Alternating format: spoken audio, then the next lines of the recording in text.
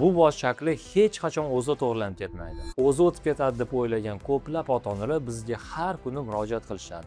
Afsuski, ularning aksariyatiga kech bo'lgan bo'ladi. 2 yoshdan keyin esa bolani bosh suyaklari to'liq qotadi va bosh shaklini afsuski umuman to'g'rilab bo'lmaydi. Shuning uchun shlem terapiya orqali bolani bosh shaklini to'g'rilash uchun eng samarali davr 1 yoshgacha hisoblanadi. 2 yoshgachadan to'g'rilashga harakat qilsa bo'ladi, lekin natijasi kamroq bo'lishi mumkin. Ismim Azamat Karimov, Meo Center klinikasining asoschisiman.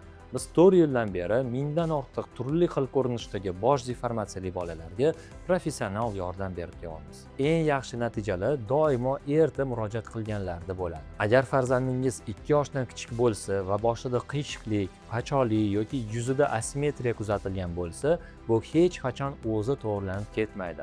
Vaqt yo'qotmasdan Neo Center klinikamizga murojaat qiling.